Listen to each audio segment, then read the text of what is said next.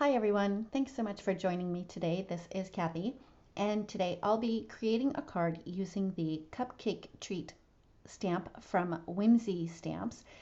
And I started out by stamping the image onto a piece of Cougar Super Smooth cardstock with my favorite things, Extreme Black Hybrid ink. And then I started coloring, and then I remembered to turn on the camera.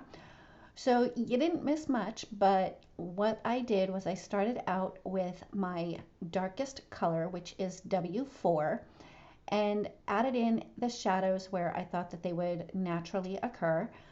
But I didn't add any of the W4 on the right side of his little face because I really wanted to keep my light source more on the right hand side and the center of his face. Next, I came in with W3 and blended out the W4 just a tiny little bit.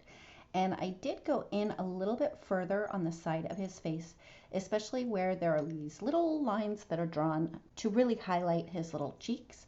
Then I blended that out with W1 and I filled in most of his face. I did leave some white in the center just so that I could have that really nice highlight. And for the rest of his body, the areas are pretty small, so I wasn't too worried about having the blend be absolutely perfect. I just wanted to make sure that I did have some shading where there would be a shadow cast because he's actually sitting on top of the frosting of the cupcake. To finish up his little face and his body, I came in with W0 and did a pretty quick swipe just to blend out some of the harsher lines. And to color in the little pads on his feet, I came back in with the W4. And then I colored his nose in with W6. Of course, I wanted to add some rosy cheeks, so I used R20 for that. And then I used my colorless blender just to clean up some of the areas where I had gone outside of the lines. For his wings, I started out with YR65 and literally just did a line along the bottom because that is where his wings would be the darkest. I did leave a little bit of white space between the stamped line and the YR65, just so that when I went over it with my lightest color, I would have just a tiny little highlight on the very outer edges of his wings. I blended that out with YR00, and I left a little bit of white space at the top of the top wing and at the top of the bottom wing as well, so that I could transition into a yellow color. For my yellow, I used Y00 and I just filled in the rest of the wings with that. And I wanted those little very center pieces to be a very light yellow. And when I did the top of the top wing and the top of the bottom wing, the yellow was a little bit too light for me. So I just went over it again with the same marker.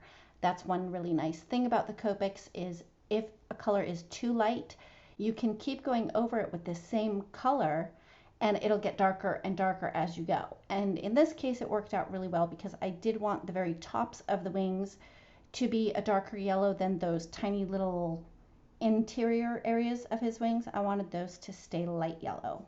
Moving on to the cupcake, I did keep the coloring really very simple. For the cupcake wrapper, I did use 3 greens and I colored the entire cupcake wrapper with my lightest color.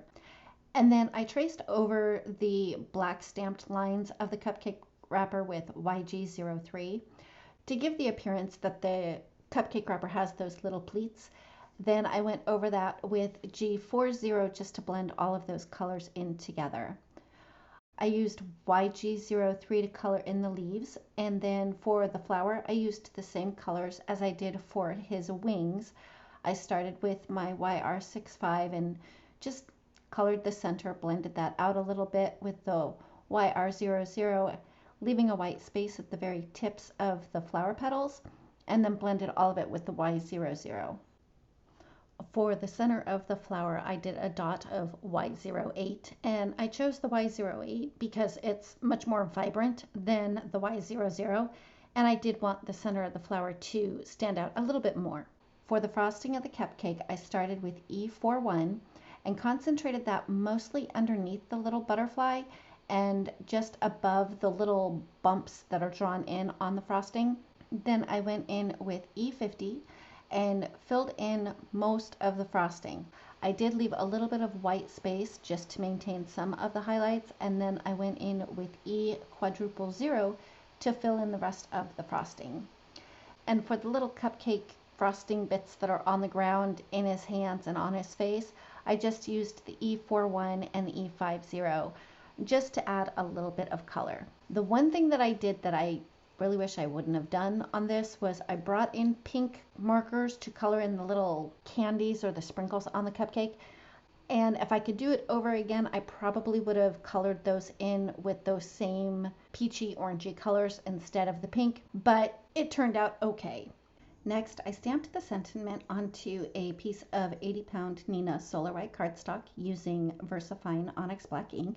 I used my paper trimmer to trim it down to a little strip, and then I used my scissors to cut off the excess at an angle. Next, I adhered a piece of patterned paper to the front of a top folding A2 size note card, and the green plaid paper measures 4 1/8 by 5 3/8. I adhered a piece of polka dot paper that measures 3 by 4 1/2 to a piece of white cardstock that's just slightly larger, and I had die cut the stamped and colored image using my infinity circle dies from Hero Arts.